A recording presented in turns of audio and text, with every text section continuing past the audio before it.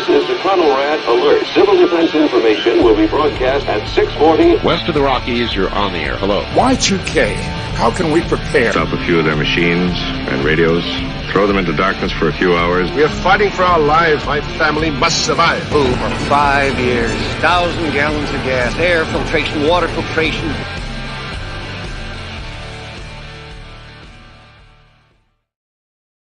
Coming at you from the frozen tundra that is East Central Alberta, Canada, streaming live on YouTube, Facebook, Twitter, Twitch, Rumble, and Odyssey. Welcome back to the workshop where we create community, find freedom, promote preparedness, and share success.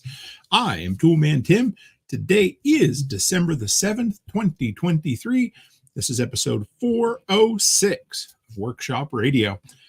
How are all my fellow delinquents doing out there? I hope you guys are excited about this one. This has been a long time coming. In just a minute, I'm going to bring my fellow delinquents on, and we're going to chat about the first 3 chapters of Atlas Shrugged. This is going to be a good one, folks. So hang on. Let's get the couple of quick announcements out of the way. Number one, it's Thursday evening. Remember our sponsor, my brother Joel Riles from Fortress Canine from the Protection Dog podcast. You've heard me say a million times, but he has an incredible story.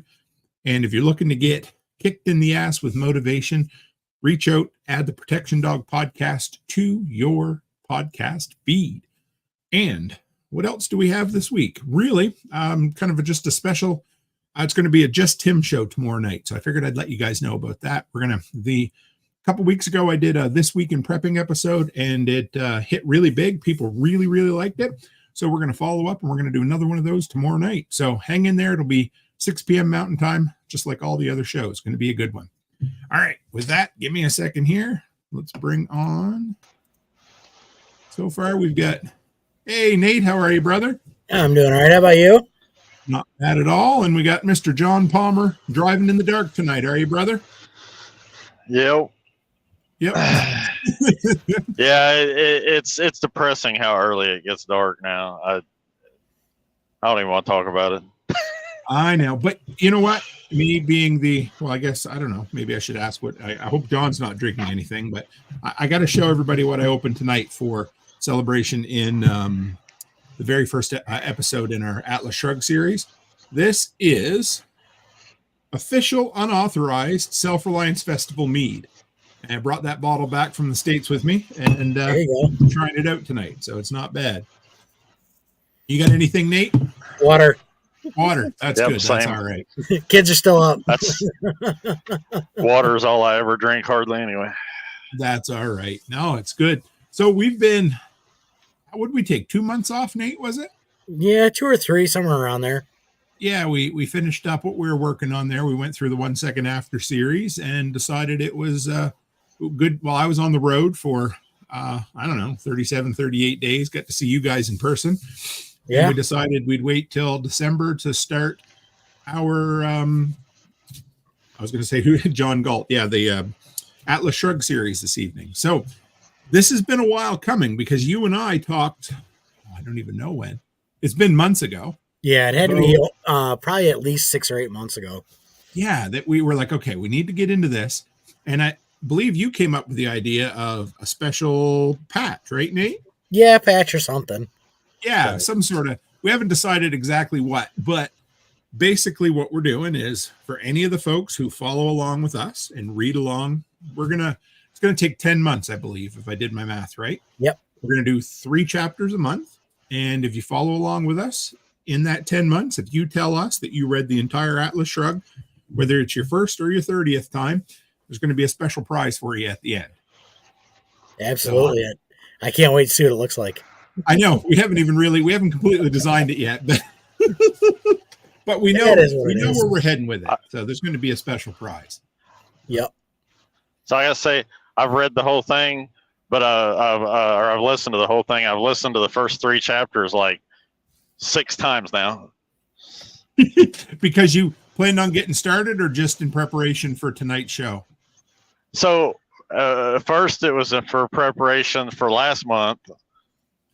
I listened to it a couple times or so the first time, and then this time I listened to it. I got my weeks mixed up, so I listened to it last week a couple of times, and I listened to it this week. It wasn't your fault, John. We'd originally had last week as the plan, and then I realized that I was going to be out of town, and I was like, wouldn't be nearly as enjoyable trying to do it from a hotel without the proper system. Oh, that's right. I forgot about that. But that's what, there's a lot to unpack in the first 3 chapters. So yeah, there is. How many times have you read Atlas Shrugged in its entirety now, Nate? Do you know? 7 or 8 times, I want to say. Wow. Okay. And it's usually. Oh, sorry. Oh, I lost John. Go ahead. I usually throw it on, and I can get through it in about a week and a half.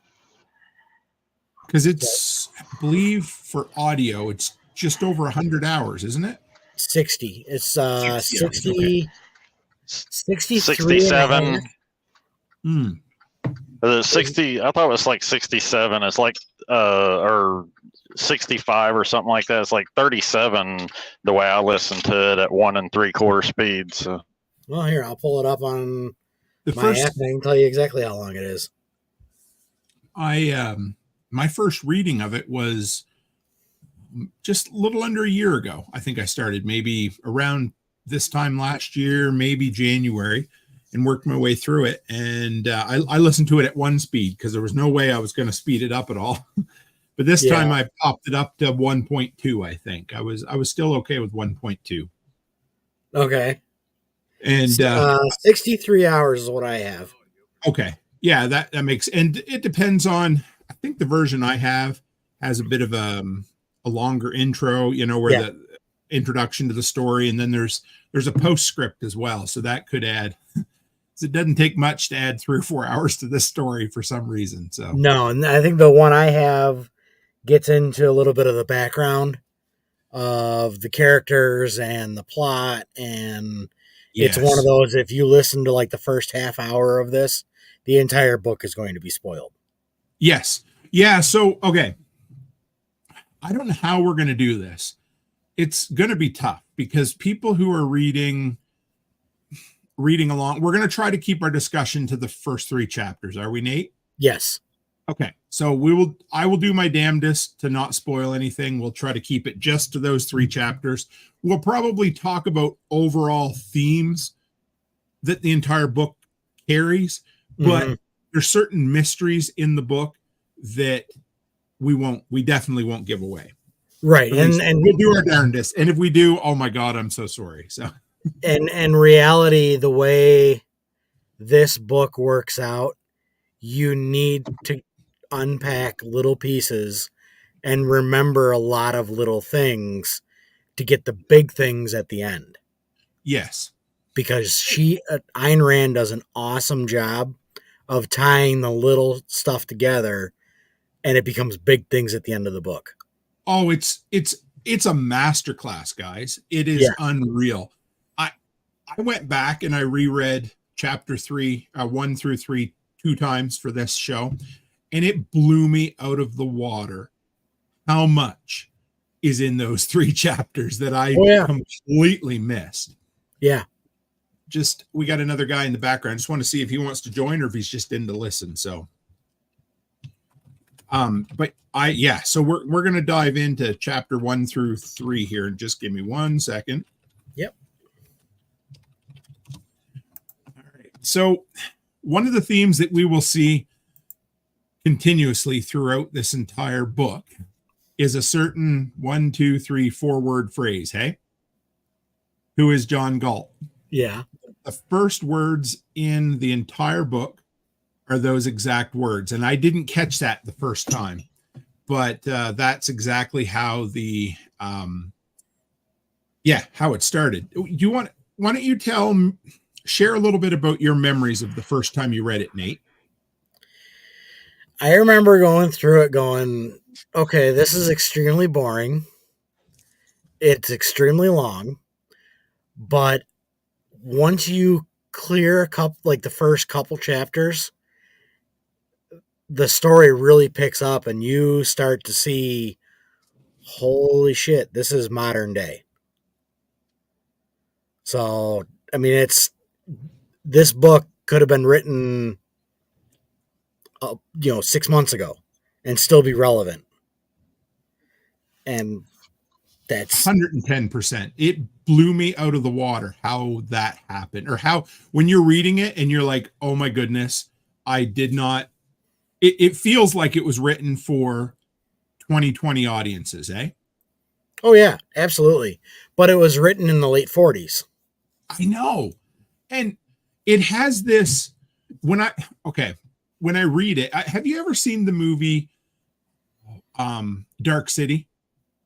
No. It's got, I can't even remember who it's got in it. Anyway, but it's this, I don't even want to give that whole thing away, but it's I'm like, oh, I don't want to spoil anything. I got to stop. So it's got like this noir look to it.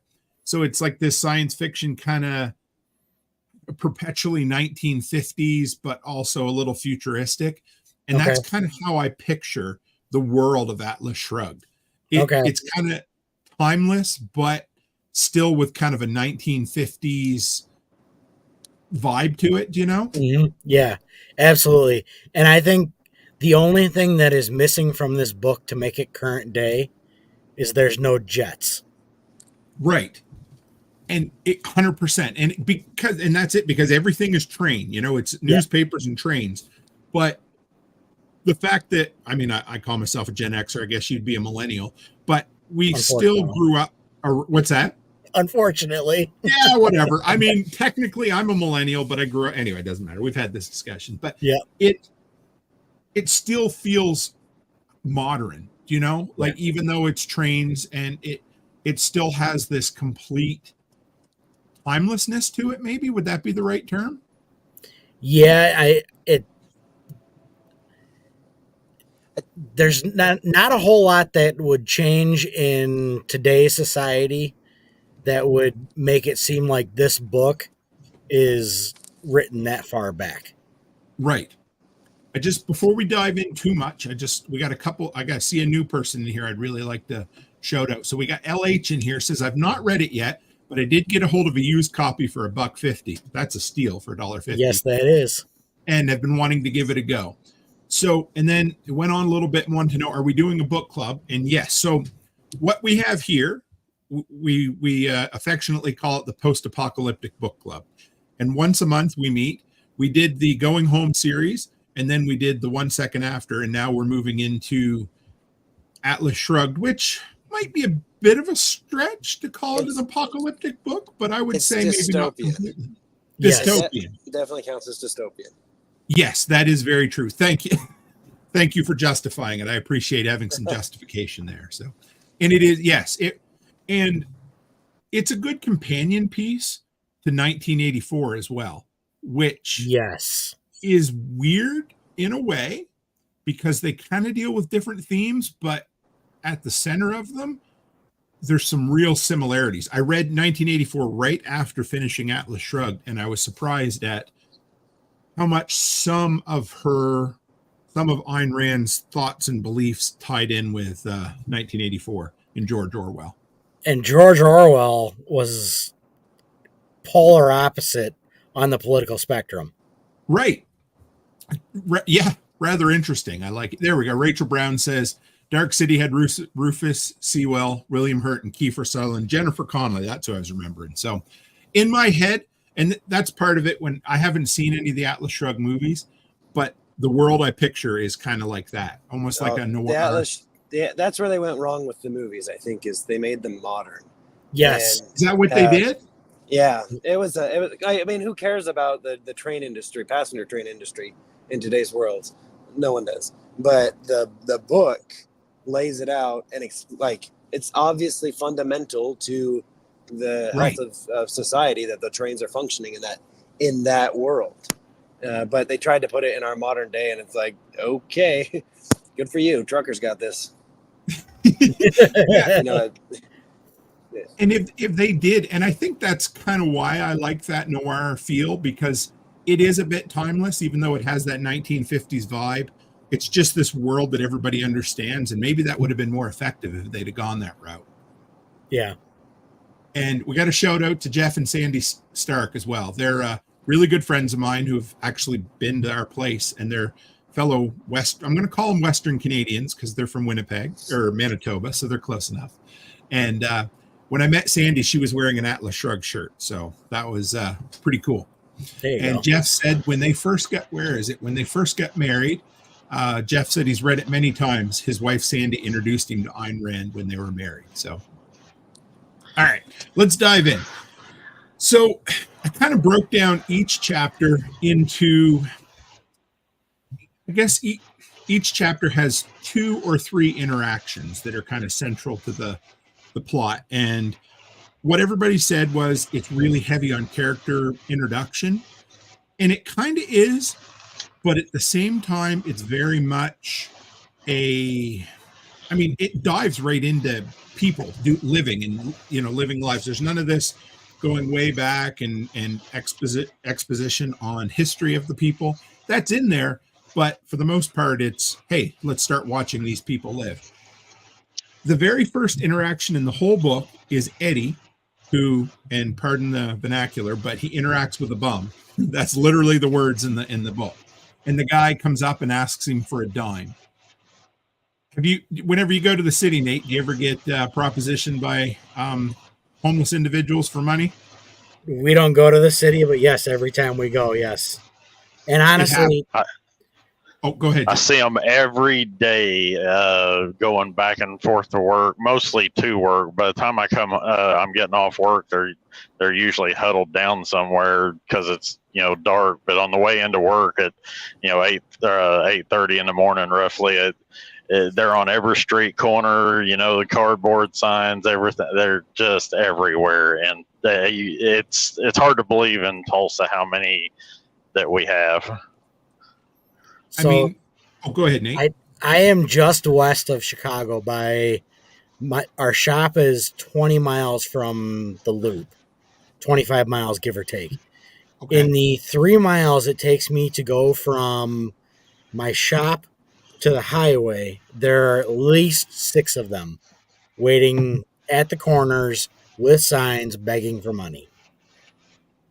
So, this is something not new. It's as old as time. People, if you're a reader of the Bible, there are beggars in the Bible as well. So again, it opens up with something that is timeless, something that we know. But I thought it was kind of interesting that the opening character of the entire book is Eddie Willers. He turns out that was he a friend of theirs, of Dagny's? Yeah. When they were right from when they were kids. With them. His dad worked for their parents. Yes, yeah. His dad and his grandparents both worked for their parents and grandparents. It was a 3rd generation kind of servitude type thing, almost. Yeah, that's where Jim Taggart in the book kind of puts him down. Like, you'll turn out to be a feudal serf, and he says, "That's what I am, Jim." And he's happy about it. Like he serves the empire of the Taggart Transcontinental Line. Yep. And he kind of what I liked about it is he kind of represents the everyman, because the entire book is very focused on doers, and some of the people that modern society would look down upon. But your Elon Musk types, or your strong CEO types that build things from the ground up.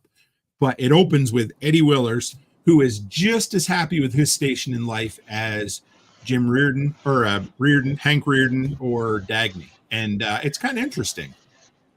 Yeah. Well, and there's later in the book, it mentions that he knows he couldn't do what they do, which is an interesting perspective. That goes into Ayn Rand's objectivism.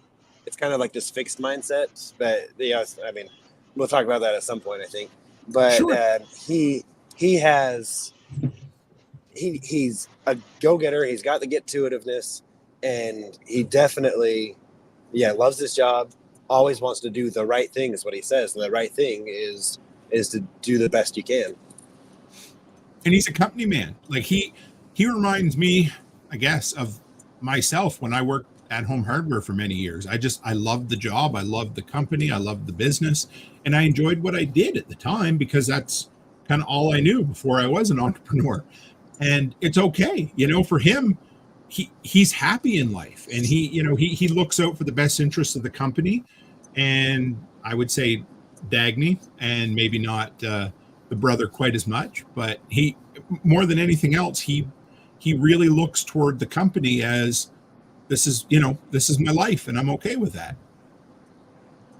But so Ayn gets right into it very quickly. She kind of paints a picture, and she's, for somebody who is quite often accused of being dry in her works, I thought she paints pictures with her words really, really well. And early on, there's two things that she said. The city looks like a dying fire. She uses the term a fire that's past, like, you're not going to bring it back to life, or kind of like, a campfire, if you've dumped a little bit of water on at the very end or the coals are left, like there used to be something substantial there, but there's not much left. And then they talk about this big oak tree. This was a story from Eddie's. It's funny that he kept the story to himself, but he talks about this massive oak tree that he looked at his entire life as a child, and how he looked up to this tree and thought it was an amazing tree. And then all of a sudden, was it struck by lightning or a windstorm? I can't remember which it was. And it falls over, and it turns out that the inside is hollow. So you get this massive tree that appears to be something incredible from the outside, but it's wasting away to nothing on the inside. And if those aren't two apt illustrations of what I would consider modern society, but here she is writing this in, I guess it was the 50s, but she started writing it quite a while before that. What do you think about that, Nate? I think it's spot on. I mean, it hits the nail on the head. You have the fake facade looking all nice and beautiful, and then you have the crumbling foundation of this country just falling apart. That is 100% spot on. I'm going to have to keep it straight as we go along tonight, because I got Nate to the right of me and Nat above me. So I'll get you guys mixed up at least once. So it'll be good. And the massive calendar that's in the sky. Does anybody... I have a hard time with that. I couldn't figure out, is that a literal calendar or is it a projected calendar? Maybe it doesn't matter, but it gave me Big Brother vibes either way. Either of you guys have an idea of what that is? I took it for something like Big Ben. Big Ben? Like a clock? That's exactly how I took it. Exactly. Okay. What were you saying, Nat? I think it is projection because, I'll give a little spoiler, I guess. Later, when we get that message on there from a certain friend of ours, it had been written there previously, so it looks like it had been written on basically one of the slides for the day. So I think maybe like a slide projector, maybe almost. It either slides or it's like one of those flip book type ones or something. But it has to be in a way that you can go ahead of time and write a message on there that can then be put up there, and then it gets stuck on that day too. September 2nd. I don't know if that. So maybe I'm reading too far into this, but so far we have a dying fire, embers of a dying fire. We have a oak tree that looked good on the outside, but was near the end of its life. And I don't know if this was intentional or not, but to start it in September 2nd, almost the fourth quarter of the year, kind of toward the tail end. Maybe I'm reading too much into it, but to me, I was symbolizing, hey, the year's coming to a close. Society's winding down. Seems like everything she tells in the opening, including that 1 in 4 stores were closed. Doesn't that sound post-COVID to anybody? Yeah. But it's also, as we get further along, this takes place over at least a year, if I remember. That's what I was thinking. I was trying to... Yeah, it's several years. And that... Okay. I've tried to... as I've listened to it, I've tried to pick out significance in the dates, and I don't find any recurring dates or significant dates, except for when they say they're looking forward to a specific date. Then that becomes significant when they get there. But yeah, I've thought the same thing about the dates. Is this significant? And I don't know if there is, because it does go over multiple years. And yeah, she was very specific about early on saying September 2nd. I'm like, it almost seems like it should be something worth noting, and I wasn't sure. Right. But, and as we meet each of the characters, I looked up some of their ages because they don't mention right away with some of them, but most of them are in their 30s, except for Hank, as far as the main characters go. And I don't know if that's, a bit to do with Ayn Rand, kind of saying that people are in their, working prime in their 30s, or if that's the point where they really embrace objectivism. I'm not sure, but Eddie was 32, and James Taggart, which is the next person we meet, is 39 at the time of the book.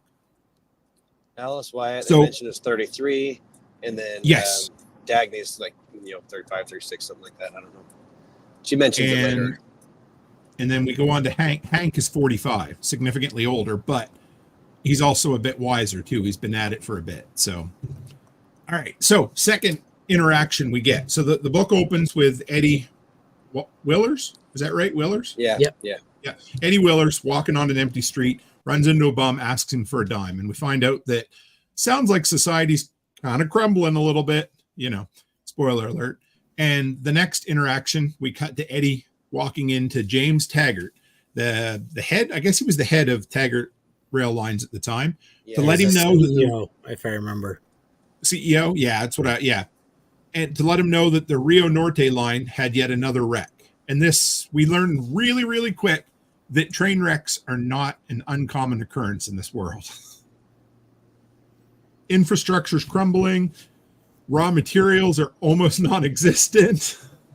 The things that are being produced are of a subpar quality. I mean, guys, if you've never read this book yet and you read this, it is unreal how much you think this is modern times.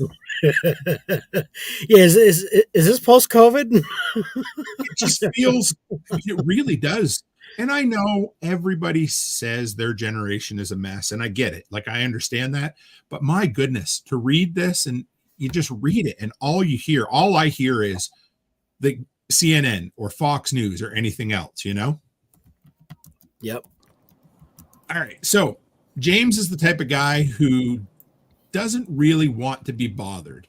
He's the type of guy that he's like George Costanza. He gets in his office and he's okay with the paycheck and he's okay with the job, but he really doesn't want anybody to come in and tell him any bad news. He wants to sit around and with his head up his ass or in the sand and just ignore anything that's going on. And go ahead, Nat. Well, he talks about when Dagny shows up and they talk about the order for Rude Metal. She makes a comment, something like, okay, I'll fill out the paperwork and I'll give it to Eddie and he'll have you sign it. You're not going to read it. And then you can go deal with the board. Like, she knows the game, and he always has to pretend like he's involved. He has to pretend like it's his decision. And, but he doesn't want to have to make a decision. He wants to pretend like he's the one who calls the shots, but he's afraid to call a single shot. She calls him out multiple times on that exact thing. Similar to when we get a little further along in the first 3 chapters, the San Sebastian rail line. And when he comes to her and he's like, well, when did you make all these changes? And in other words, and she looks at him and says, it's in every report I put on your desk that you sign and hand along. He just wants to appear to be involved, and that there's so many themes. And when Nate, you've heard my presentation on the poverty mindset before. Yep. And when I read this, I'm like, oh, there's so much good stuff in here to revamp my presentation on that, because I would say about 80 to 90% of the people living in this world suffer from that. Nobody wants to take responsibility. It's just, let's make noise until somebody else decides to do something. So I love in the book, some of the interactions that I love the most are the small little interactions, like these things that didn't necessarily have to be there, but they build the world. And one of my favorite ones is right after James and Eddie have a conversation, Eddie goes and talks to this office guy and who has a broken typewriter. And he makes this conversation. He says, do you know where I could get any woolen shirts? And Eddie says, no, I don't. He says, nobody does, but I keep asking, hoping I'd find somebody. And then he goes into a diatribe about how he's not going to put in a report or a request for a new typewriter. He's going to fix it, because even if he could get a new one, it would be made out of, tin or whatever he said, just Mm-hmm. junk.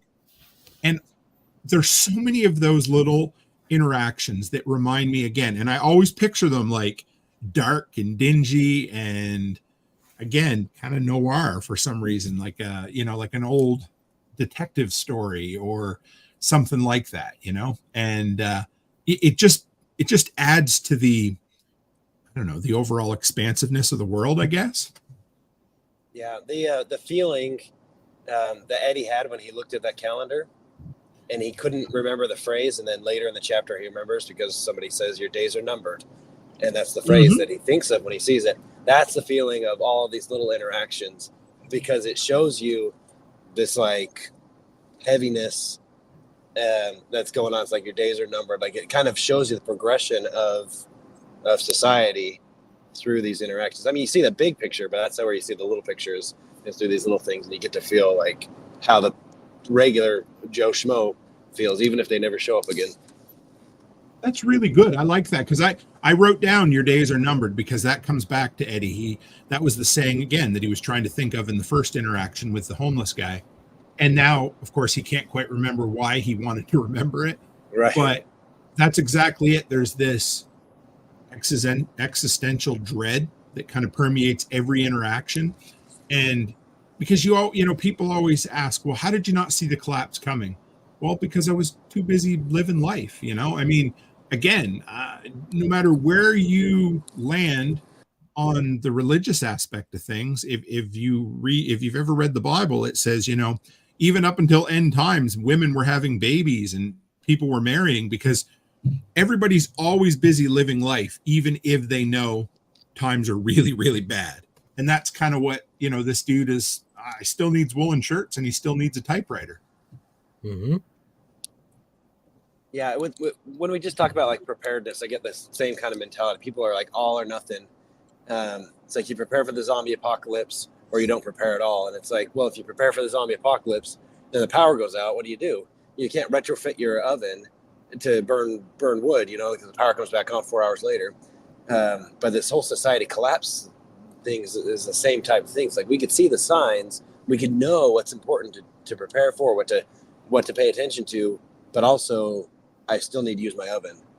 I can't destroy the life and world I have because of what's possibly coming. So it's hard to balance that. That's a really good point. That's a perfect illustration. Absolutely.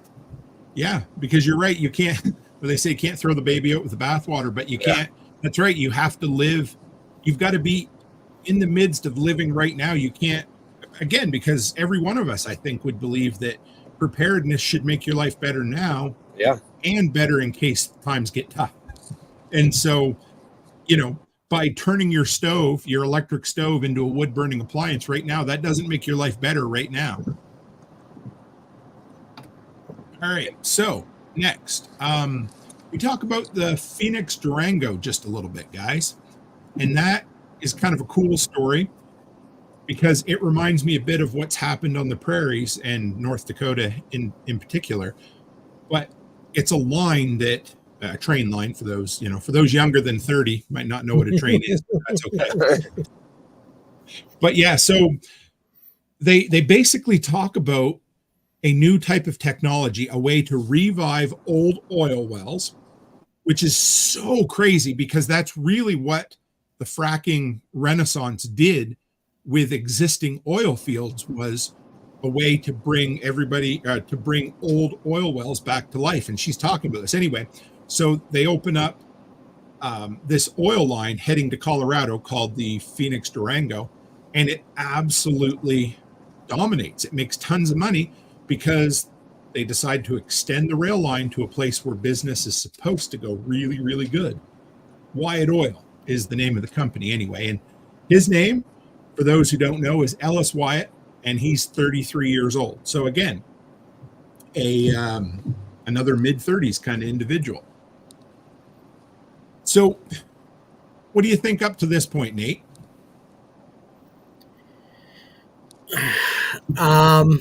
Where yeah, go ahead. So you're starting to see the reality of corporatism And now you're starting to see what the free market will bring. Yes. And that is the Phoenix Durango, where they go where the money is, but Jim throws off this, but the board. We can't do anything without the board. So, it's that's exactly what it is.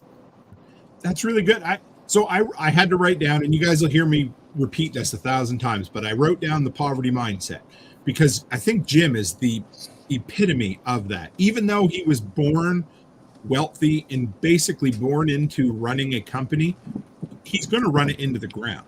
And I can't wait until we get to the Francisco's speech on money is the root of all evil. It addresses just that.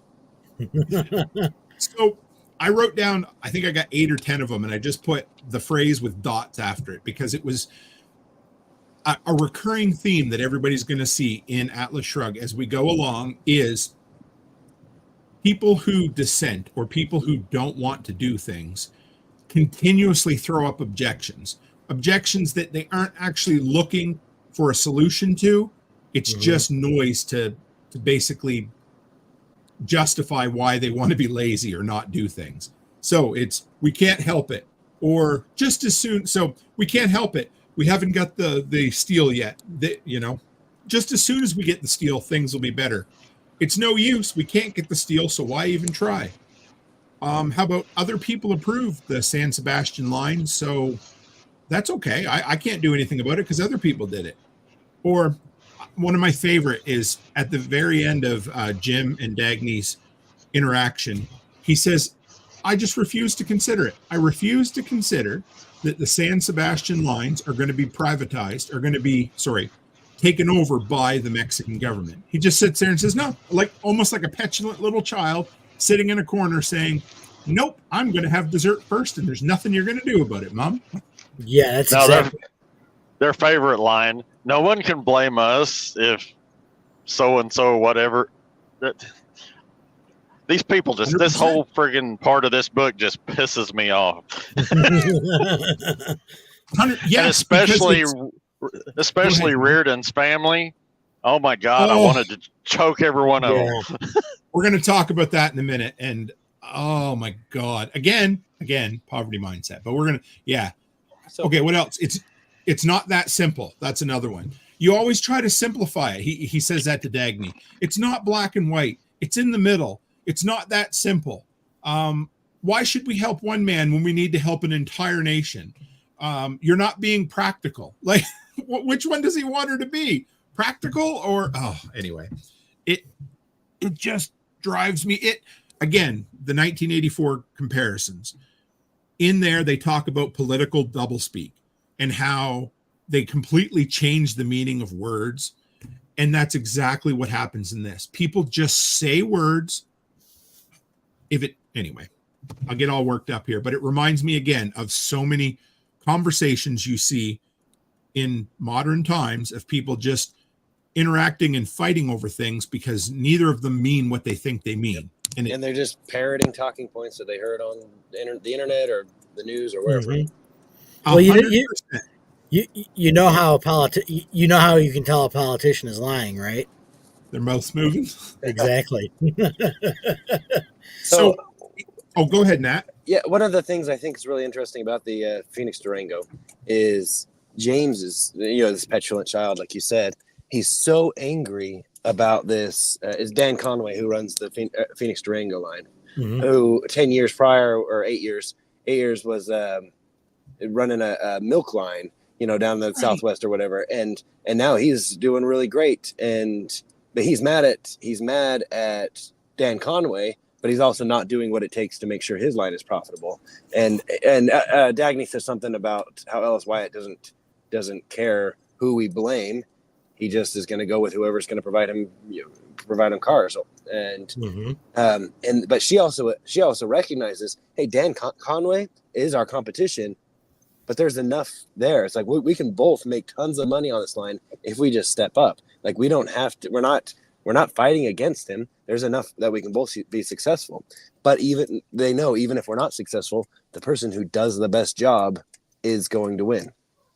Right. But Jim is like, no, we need this. We've got, all of these excuses, and that's why we should get the benefit of the doubt. But that's why it doesn't care about anyone's excuses. He's just going to pick the person who's productive. And that's, again, when we talk about, I love when you talked about the talking points, Nat. They're just kind of parroting whatever they hear. And they get really uncomfortable and really angry when somebody calls them out on their bullshit. When, like Dagny, for instance, when she offers up resistance, they just roll to the next talking point and roll to the next talking point. And then the very last sequence that we're going to deal with today is, I guess, the back room kind of old boys club where the bunch of them are getting together trying to manipulate the market, And in there, it's like an echo chamber where everybody is just parroting these talking points again. But in this instance, everybody agrees with them. Yes, I agree. Or even when they don't agree, they change their mind to agree with each other. And it's like, it's almost painful. Yeah, just wait till the wet nurse comes into it. Into the story. Yes, the wet nurse. I forgot about the wet nurse. Yeah. College educated to say the right phrases. Yeah. If that, and yeah, I won't give too much away, but definitely is a college educated, and reminds me again of a lot of people that we end up meeting and hearing from today. Mm-hmm. Rachel says Jim also has toolbox fallacy. Can't get copper, can't get steel. Oh well. Don't do anything. Right. That 100%, Rachel. You exactly. Well, all right. So Orrin Boyle can't get all that stuff. Right. Because of Reardon owns quite a bit of that, honestly. Once you start getting into what Reardon exactly owns. And that's a good point. He comes into it where Reardon made the wise choice to buy all this stuff and be prepared so he could supply his mills. So he put his neck out to make sure he had the materials to knock out one of the bigger people.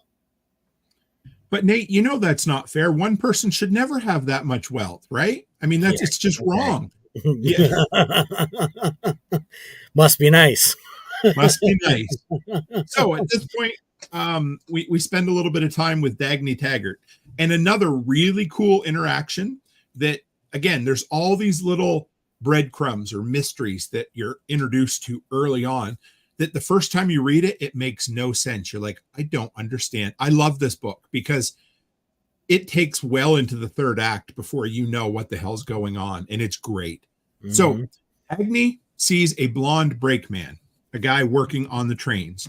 He's whistling a symphony called Haley's Fifth Concerto.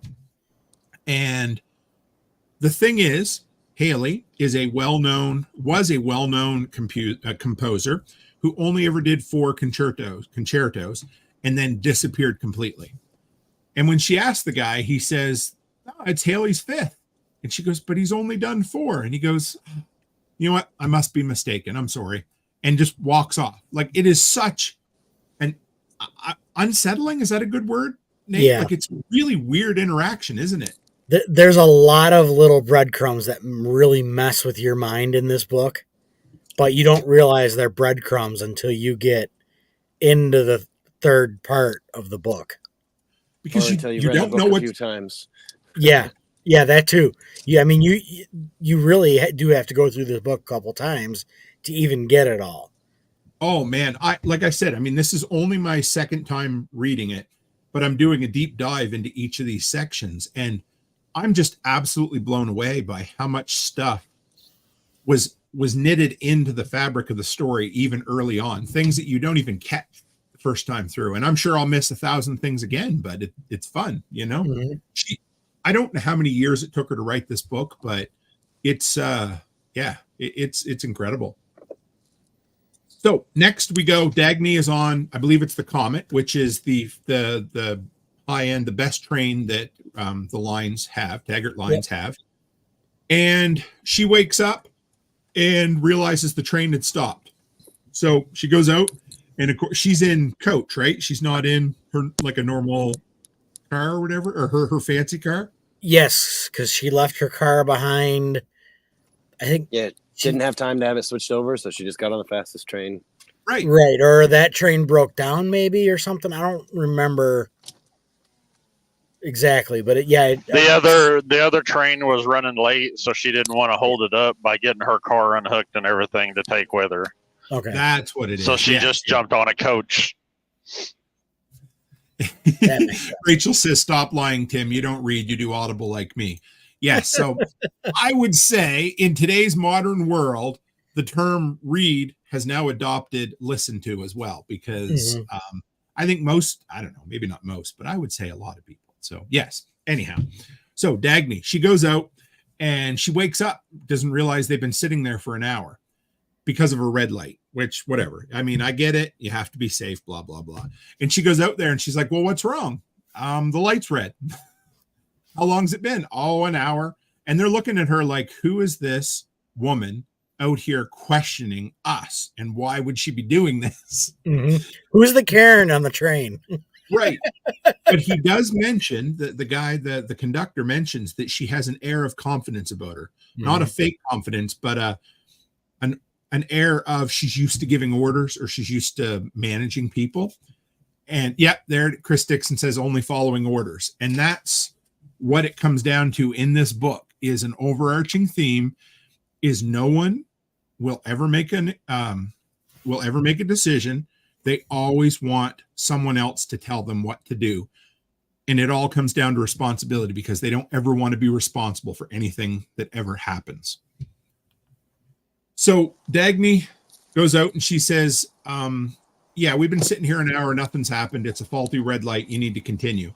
And they're like, their only concern is, will you take responsibility if anything happens? That's it. That's all that matters. And again, do you guys remember the movie Office Space? Yeah. Very similar to that kind of thing, just this hierarchy of business where nobody really, nobody wants to do any more than they have to. Oh yeah, it's awesome. So slightly off topic. Sure. Y'all kept talking about September 2nd.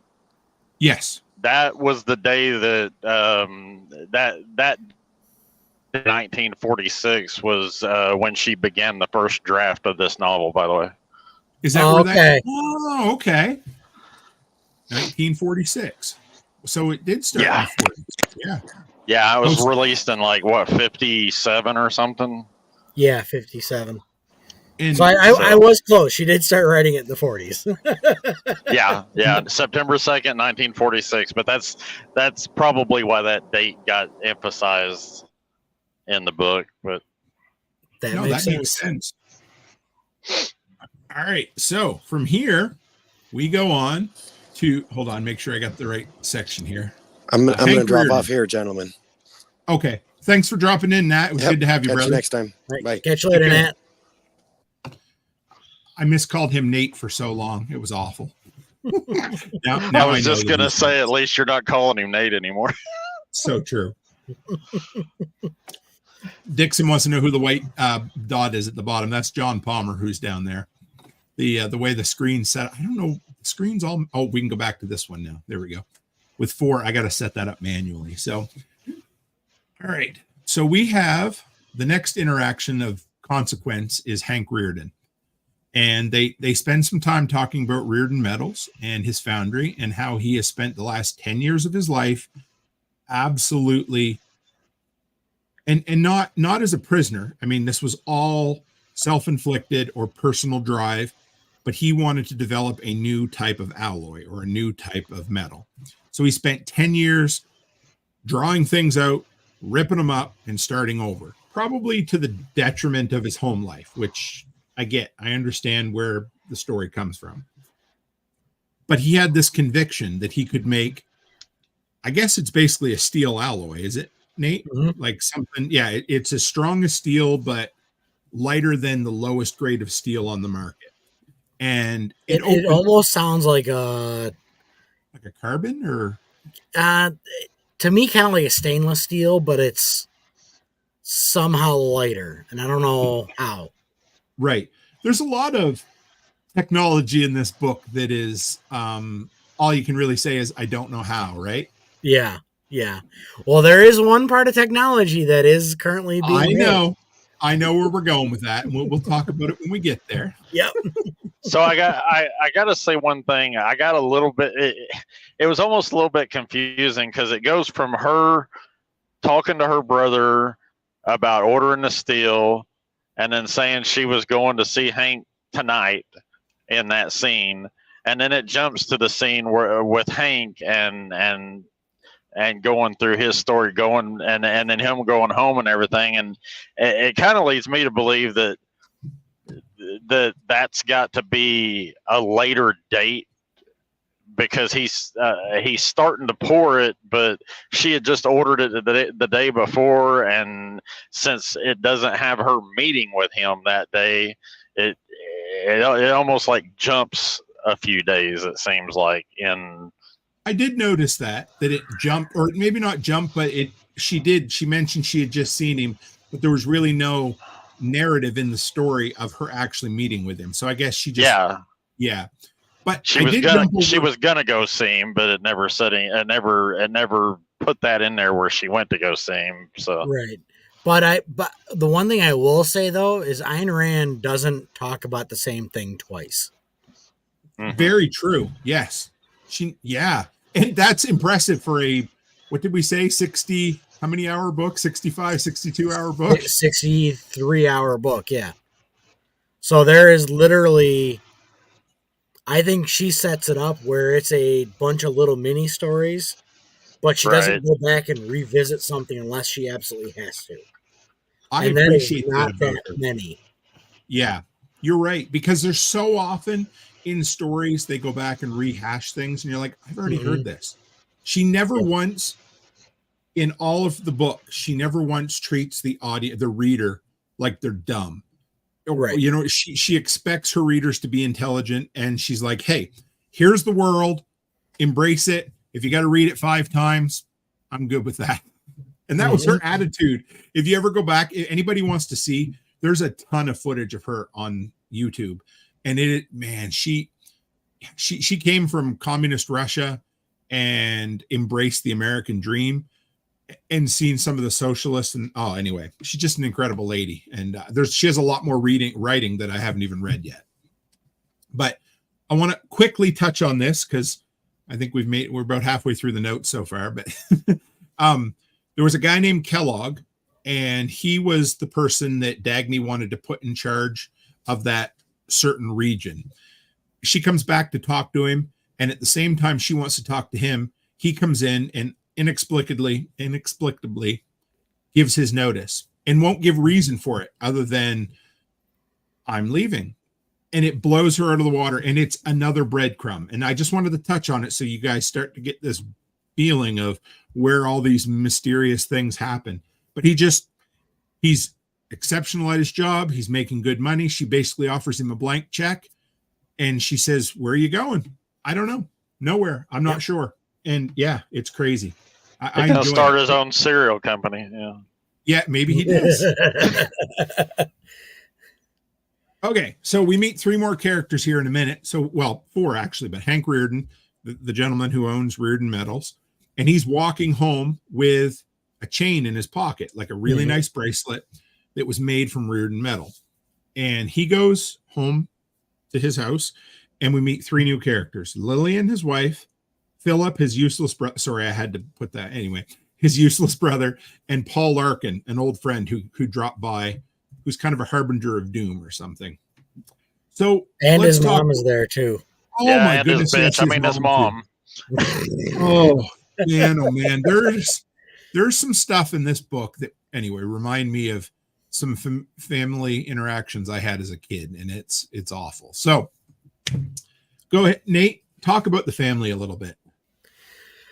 How much of a train wreck or how much of a Jerry Springer episode it is? Okay, you know what? Let me back up. I want to ask you a question. Yes. How much of Hank's family problems are his fault? It depends on what side of the aisle you are. Because, and I'm just going to play devil's advocate here for a little bit. He enables at least his mother and his brother significantly. Yes. Agreed. It doesn't mean that how they treat him is his fault, but there is a portion in here, and it's a really interesting dichotomy, because you have Hank, who is probably the most ruthless, strong entrepreneurial figure in the entire book, but he comes home and he is treated like a third-class citizen in his own home by his mother, his brother, and his wife. And he could stop it at a moment's notice, but he doesn't. He continues to give Philip money. He allows his mother to live with him, despite the fact that he could have sent them anywhere. So, okay. Martinson says, for enabling his family, yes. Rachel says, ungrateful family at large. And Chris Dixon says he looks after them so well, they are entitled to wieners. It's 100% his doing. So, what are your thoughts, Nate? I would somewhat agree with Chris, or Chris Dixon, that it is 100% his doing. But half of me wants to also think he's giving them enough rope to hang themselves. Do you think so? At first? At first, I think. Because I think he's kind of getting fed up with it, because when Philip asks him for the money, and then he says it's going to this, Friends for Global Peace or something like that, I think is what it was. Yes, I love that. And then he says, "Can you do cash because we can't have your name on the donor list?" That caught me a second time. I'd forgotten about that, and I was like, the nerve. Yeah, I know. I hear that. I'm like, what the fuck? I'd have cut it off before that, because before that he said, well, I'm not deriving any pleasure from it. You know, I'd have been like, oh, okay, well, I'll keep my money then. Yeah. So Martinson says he fails to hold family to the same level as his business associates. Yes, I agree. Yeah. I'm reminded of an old lady I knew who was the meanest son of a bitch you would ever meet. I don't know if a woman can be a son of a bitch, but anyway, at a pharmacy I used to go to, she ran that place like, you know, she had control issues. It was awful. And it turned out that she was abused by her adult son who lived with her at home. So her home life was a complete wreck, but she threw everything she had into her job and tried to control things. And that's kind of what I see there. And Sandy says, yes, he doesn't respect them enough to care about how they feel about him. And that might be true. I mean, I just think he is in love the right word? I mean, he is so passionate about his work, and his entire reason for existence is Reardon Metal, Reardon Steel, everything he does, that his family is almost like background noise. You know, even when he comes home, his wife's not lying when she says Hank hasn't come home from the office yet. He's still in the office. They're just vapor. Yeah. And I mean, maybe that's all you can expect when that's what you've done with your entire life. I don't know. What do you think, Nate? But I somewhat agree with that, but he's also working his tail off to try and get this stuff on the market. Because if you look back, Chris Dixon said it, 10 years, which is weird because they ask him later what the cost was. And he says $1.5 million or something. That would be billions in today's money. Yeah, so this guy sunk $1.5 million in 1950s money into his product. Of course, he's going to be working his tail off trying to get this stuff to release.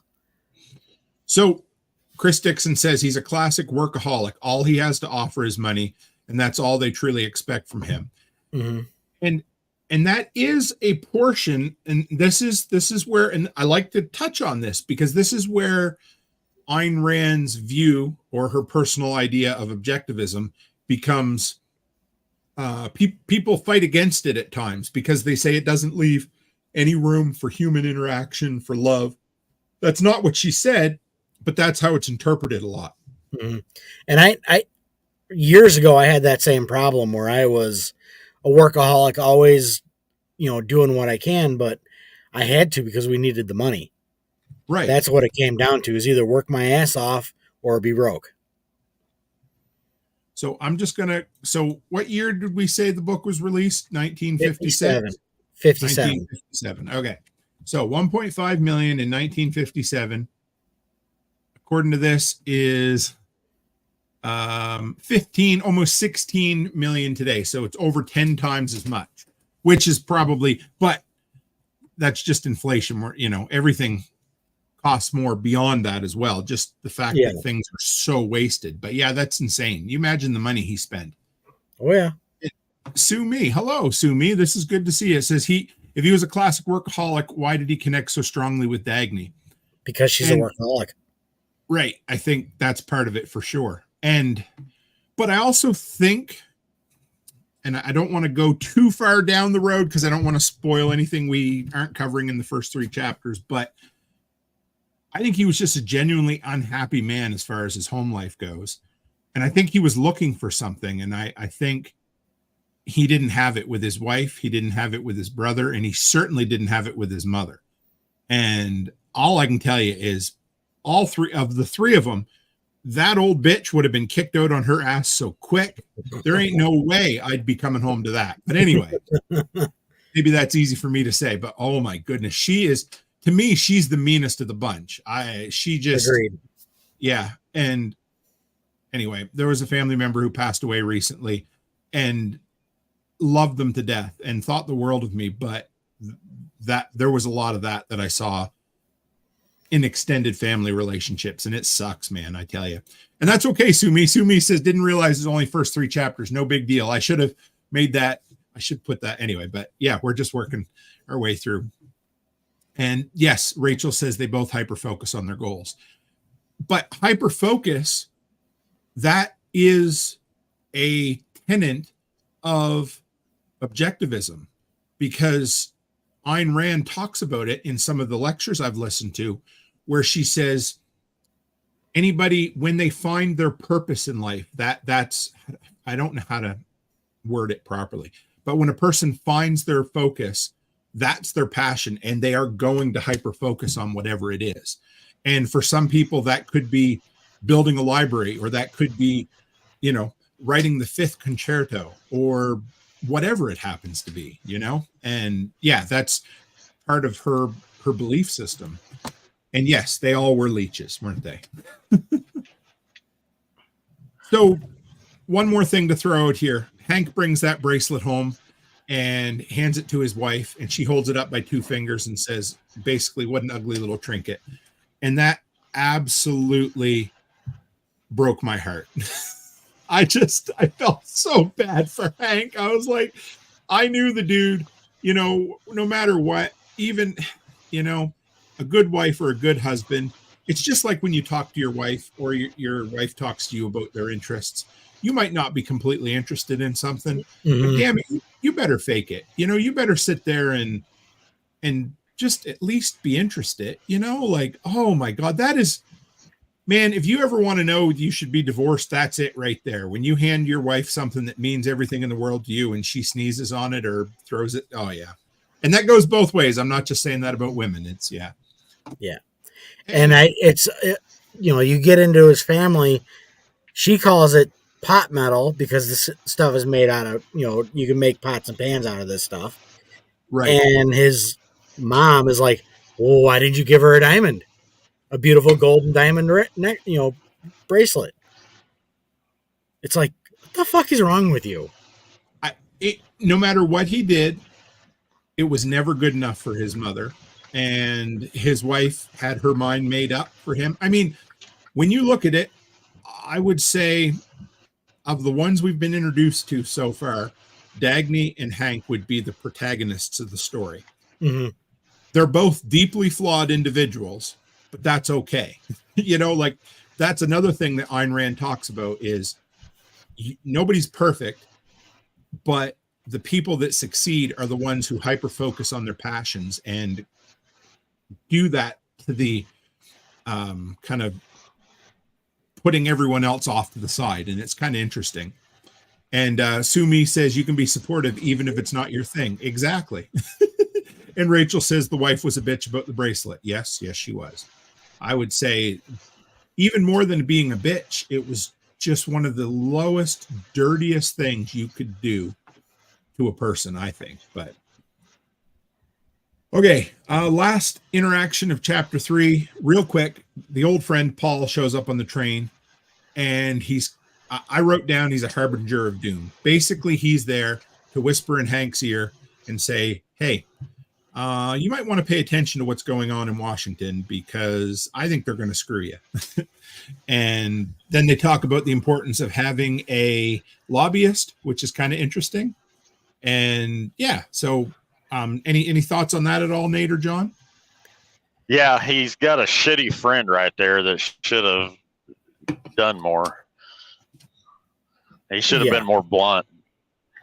Should he have been, or I don't know. Was it again a little bit of a reflection on Hank and how maybe he doesn't interact with folks very well? Because he's pretty abrasive. I am, but I'm abrasive and all. Look, I'm gonna be honest with you. I really relate to Dagny's character because of how cold she is and just like unfeeling. I guarantee you talk to my wife and she'd be like, yeah, that's a female John. You know what? Maybe. Oh, go ahead, John. I was just going to say, but I know that I've got good friends that in a situation like that especially I would expect somebody that I've helped out as much as it described it, that Hank had helped him out over the years that in business and stuff, that he'd be like, look, dude, you got to watch your ass because they're going to come after you. That's true. I can see that. You know what? Since I'm going to, go ahead, Nate. Wasn't Hank's friend the Jim's guy in Washington? No. What he does is he manufactures mining equipment. Ah, okay. That's right. Takes out occasional loans. But he was in that meeting with Jim and Orrin Boyle and Wesley Mouch, meeting? Which Wesley Mouch was as I remember. I don't want to jump ahead. I think it was in these 3 chapters. It said that he was Hank's Washington guy. Yeah. Wesley Mouch. I didn't catch that the first read through, but Wesley is Hank's lobbyist. But yes. Wesley is also working both sides. It's like, the traditional, king and queen stories from the middle centuries. You always had these monarchs who would make backroom deals with both sides of the fence, and that's exactly what this is like. But yeah, I didn't realize that he was also at that meeting. All right, so let's move on to chapter 3, the top and the bottom. And I'm just gonna Sumi says, I've known people who are happiest when they're dragging someone down. The worse their target feels, the happier they are. When the focus of their attention is up, they are down. Yep. And also Dixon had one here. I think his mother had a different vision for herself than living off of her son. Lillian is her own person who came from money, so she just wants to be comfortable. And Philip is still breastfeeding. Yeah, correct. But you need to understand, Philip is a fragile individual who's rather sickly. We need to look out for him, right? Yeah, it was funny to hear Ayn Rand play that card in the story. I think that was just, at least in my mind, I've heard people say, oh, he's sickly as an excuse. And I think she was just playing that up. It was, in my mind, it was more of that doublespeak, or it's another excuse that people make, right? Okay. All right. So that was the first mistake Hank made, was not kicking his ass more when they were kids. Making him tough. Yeah, you're right. And I would say the second mistake was probably marrying Lillian. But I do want to. Sandy's probably our resident expert of this book, and she says Lillian knows exactly what it means, talking about the bracelet, and she does it to devalue him. And if that's the case, that's even worse. That is just, yeah, if she actually knows how much that means to him, which I have no reason to doubt Sandy, then that makes her an even more evil person. And I would venture to say, without spoiling things, she would be the most evil of the family, would you say, Nate, when it comes down to it? Yes, 100% agree. Yeah, okay. You'd say that too, John? Yeah. I don't want you to get any explicit ratings, so I'll be careful how I proceed with that. So, okay, I want to do a quick little tangent here. So John said he most kind of looks in line with Dagny himself. Kind of. How about you, Nate? Who do you see? Which character do you kind of align with the most in the book?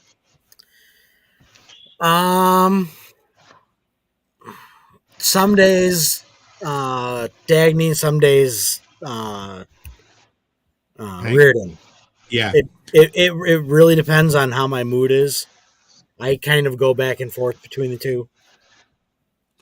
I would, for better or for worse, the entire first read through the book, I looked at Hank, and no, I'm not projecting on personal relationships, just his kind of stick-to-itiveness and, absolute hyper focus on his passion. That, to me, I kind of mostly sided with Hank in the book.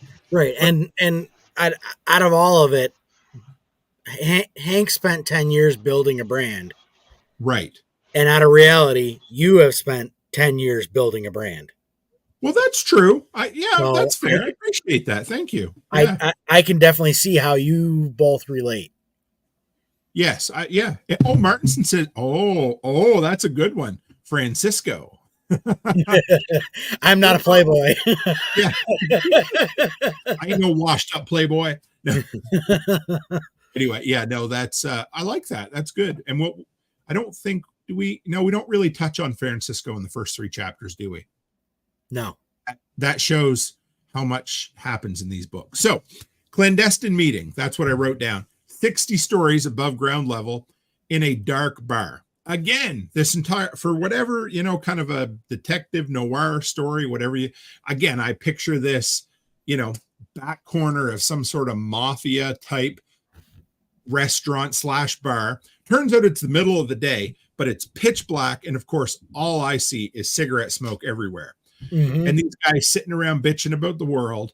And for whatever reason, the thing that stuck out to me the most, and I can't remember which one said it, somebody just looks and says, wish they'd fire that bartender. And I'm like, if that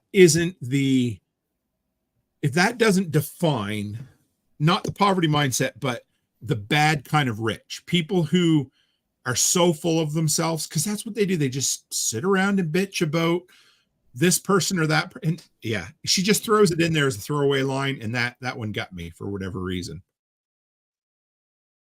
All right. So we have the ones I wrote down we have James Taggart, Orrin Boyle, and Wesley Mouch. So Wesley is the Washington guy. He is the backroom politics guy. And Orrin Boyle, what does he own? I wrote down he's a shitty businessman who wants to use government to make them successful. And Wesley Mouch is a career politician who did nothing exceptional in his entire life, which basically sums up 98% of Washington, right? Right. And Orange, the other steel guy. Right. Associated Steel. Yep. And Dixon says there was one more guy there. Who am I missing? The friend? Yes, the friend of Reardon. What was his name? Hell, I can't remember now. Yeah. Paul Larkin. And Sue Wee says Greasy Weasel Mouch. Yes. And I read, putting some notes together for the show, that they said it was intentional that his name was very close to Mooch, as in mooching off of things, because he always wanted a handout from the government. And I thought, hey, that's kind of interesting. So yeah, we got basically business and government coming together. If it's not, what do we call kind of the Nazi fascism, right? Mm-hmm. You've got the government and business in bed together, something very similar to what we have going on today, trying to, instead of letting the market, they think that the market needs to be continuously modified and constricted in order to get the most fairness. And if that doesn't piss me off. Nat says, as mentioned at the beginning, these guys represent the modern corporatism compared to protagonist capitalism. 100%. And I would say corporatism would be a form of fascism, would it not? When you have government and business in collusion all the time. Yes. Whereas the protagonists would be absolute free market capitalists, you know. And I would personally probably throw in, capital A anarchist in there as well. But when I've read on her, she had a bit of disdain for anarchy, or she wasn't. But man, you read the book and it reads like an anarcho-capitalist handbook. So I don't know. I have a hard time not thinking she was an anarchist. Right. I 100% agree. I really thought that going through it, because you don't hear, there's a lot of political things in the book, but you don't know what side of the aisle she was on. Like, Right. She has never talked about which way she's voted, who she's ever voted for. I mean, But you definitely know she's not pro-communist. Oh yeah, absolutely, absolutely. So not many people that escape communism are pro-communism. So no, I mean most people who are pro-communists are 21-year-old university students. You know, I heard it said the other day. I don't know who said it, but if you're 20 and not a socialist, you have no heart. And if you're 40 and not a capitalist, you have no brain. I was like, that's pretty good. I like that. Mm-hmm. Well, I can, I guess, go along with that, because I wasn't a socialist when I was 20. So, and I have often been accused of not having a heart. So it's just a funny way of saying that young people tend to be optimistic or have, rose-colored glasses on the world. Right. And then again, I started working full-time and I was out of school at 17. So yeah, the one quote that always sticks out with me when I go through this book is, hard times create strong men create good times create weak men, and weak men create hard times. Mm-hmm. And I would say that this book is right in the middle of good times breed weak men. Mm-hmm. And we get to see that turning right there from, anyway, we won't go any further. So Spags, great to have you, brother. I'd forgot about this, and he's absolutely right. You have to remember that at the time she wrote this book, anarchism was almost totally a left-wing concept. Yeah. And he's not wrong. That's a good point. And Jeff says she was an extreme minarchist. Yep, I can see that. Yep. All right, give me about 10, 15 minutes. I'll be right back. I got to go put the girls to bed. Sure. So, yep. We'll be here for you as long as we don't finish, but I'm sure we won't yet. So. All right. I'll catch you guys in a few minutes. Okay. So we have, during this meeting, which I thought was quite fun, they're sitting there and they're talking to one another about how they want to solve the world's problems. And again, I don't know if you remember this or not, John, but they said, how could we be a bad company? We won the Industrial Efficiency Award from Globe Magazine last year. If that is not, again, that reminds me of, people, Hollywood, right? Here's an award for excellence in your field. And it's like, it doesn't matter. It really doesn't. And yeah, you know what it reminds me of is, have you seen that show Fubar with Arnold Schwarzenegger? No, but I've heard good TV things. series. So he's part of his cover. Of course, it's not even spoiling anything that in that show he's a CIA agent, and his cover is like a secret agent, you know. So as part of his cover is he owns this fitness equipment sales company, right? And he's got all these awards for how successful his business is, from like the what do you call the city business groups that all the businesses and whatever join. I'm Oh yeah, my brain's- yeah. I know what you mean. We have it here too, but I can't think of what it's called. My brain just. It's okay. I know what you're talking about. Anyway, so they giving him these awards every year, and he literally, like, I mean, the company's bogus, so he's like putting up fake numbers and stuff to get all these awards and everything. So Chamber of Commerce. Yeah, Chamber of Commerce. That's what it made me think of. But is like, yeah, that all that crap is to me, I don't know. Some people, I guess, put stock in all that stuff, but to me, all that's just meaningless. And that's a lot of, you know, I'm not going to specifically talk about what we're going to deal with down the road, but it also has to do with government and science working together later on as well. The same type of thing, as in, we have to be right because we used to be right, or because we've been recognized as right. People see us as right, or, hey, they gave us an award, or they give us a sticker. You know, it always comes down to that exact thing.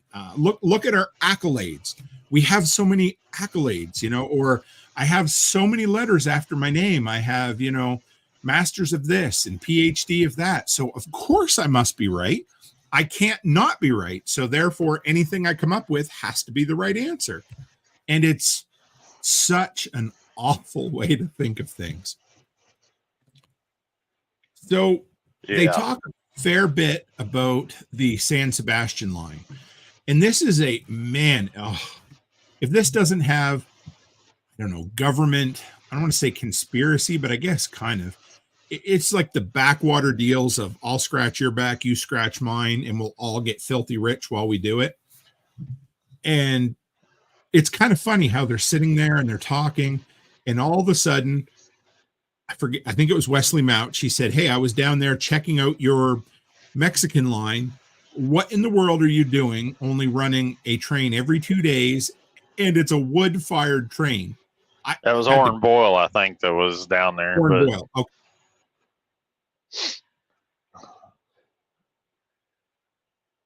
Okay. All of this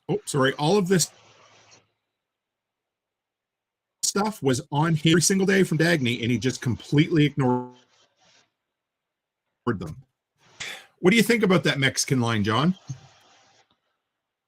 Oh man, it's hard to talk about it too much because I know I know everything, that the whole reason for its being and everything, and it's just because it kind of already starts to allude to it that when Francisco went in and started that whole venture, he handpicked the people that he wanted to be in business with, because people were just wanting to throw money at him, and it's like. And like, you don't know anything about him yet. And later on, you realize, that's that's just be careful. Yeah, you don't want to give anything, but I understand where you're coming from. So you laugh about it knowing the rest of the story. I understand, but I guess I'm going to give a modern example of this. So I did a show a while back on South Africa and the power infrastructure there, and how it is absolutely crumbling, and not for a lack of investment from the government, but the money is going everywhere but where it's supposed to. They have known for 15 or 20 years at least that they were going to run out of power, that their infrastructure was crumbling, and they knew they had to do something about it. So they start investing money in it. And basically what happens is the government takes the money home with them. The coal that's supposed to go to the plants gets stolen by organized crime. It gets replaced by shittier versions of coal, which I didn't even know existed. And on this goes. And there's this entire industry built around, quote unquote, improving the electrical grid of South Africa. All the while it gets worse and worse and worse. And it I was gonna say there's different grades of coal, just like there's different grades of oil. So basically they'll just show up and steal all the good coal, and they'll leave whatever they can find behind. They're even to the point where they poison people who are in their way. They poison a guy's coffee because he was, working for the right side, and they're like, no, we need to make money from this. And it's just I'll scratch your back and you scratch mine type thing, Right. So I had a few questions. Actually, no, okay. So from there, we go to Jim and Dagny. And this is a classic example of James, once again, deflecting. She comes in and she says, he goes into her office and demands to know why she's been cutting back the lines. And to set the story here, folks, they're basically supposed to subsidize these lines in Mexico that aren't being used for a mine that isn't producing anything, and they're supposed to be running every day with the top trains. And so Dagny takes it upon herself, because if they don't, they're going to basically shut down their train company. She takes it upon herself to cut back the amount of trains that are running and to get the oldest, worst train she could ever find. It cracked me up. And James, her brother, is absolutely appalled that she would do this. And they spend about 30 minutes going back and forth. He'll throw one objection after the other. And she eventually looks at him and she says, Jim, how long are we going to do this? And he goes, what do you mean? She goes, how long are you basically going to make noise and try to convince me by not saying anything whatsoever? And he gets so offended, and it's back and forth. And I just love how she just constantly overcomes his objections, and he just proves that it wouldn't matter what she said. He didn't want to hear it. And Dixon says, I haven't said that. Classic deflection, over and over and over again. Everything they say. And when it comes down to it, and I love it, because Dagny looks at Jim and she says, okay, where would you like me to find the money? Where can I take track from? Where can I move a train from that will generate the money I need, or the infrastructure I need, in order to increase the runs on the San Sebastian line? And when it comes down to it, he refuses to answer, because he knows he's wrong, but he refuses to admit that he's wrong. Am I right, John? Well, it's basically the same scene replayed about something different as their initial, there's the whole scene where she's telling him about ordering the rail from Reardon and canceling the order from Boyle. And she was like, okay, so call up and cancel it. No, I didn't say that. She said, well, then it'll stay the same. And he said, I didn't say that either. And she's basically like, it's one or the other. Make a damn choice. But and that's what it comes down to, is that he doesn't want to make a choice, but he also doesn't want her to make a choice either. It makes no sense. And it's almost like at times, and they talk about this, Jim is actually happy when their company is hurting or falling apart. It makes no sense. Like, he almost rejoices in the failure at times. And because he gets looked up to by his friends, and that's all he cares about. That's a good point. You're right. Yeah, I would very much agree with that. He's got to be one of the most Weasley characters in the entire book. He has no spine, and it shines through later on when he meets a significant other. Let's just put it that way. But he has no spine. Now you say whatsoever. that, don't forget about Wesley Mouch or Weasel Mooch. That's true. I mean, I guess sort of I mean, you can't call him a protagonist, but he just. Oh, and just as a side note, the name Oren, actually one of the meanings of that name, if you dig deep enough, is the bump. So the bump and boil. That's just kind of funny in my book. Oh, okay, that's cute. She put a lot of thought. I like that. Sure. I don't know if that was accidental, intentional, or whatever, but it was funny. With her, I bet it was intentional. I wouldn't doubt it at all. So it ends. So after they basically, she gives him an ultimatum, like, okay, what do you want me to do? If I try to move anything, the company's going to fall apart. And he says, well, I'm going to take it to the board. And she's like, okay, go ahead. And then that's all he. Oh, go ahead, about John. In the end is I was just going to say that's all he's worried about in the end is that the responsibility doesn't fall on his shoulders. Right. But I also think you're right. In this instance, especially, he's just as worried that his friends are going to be mad at him.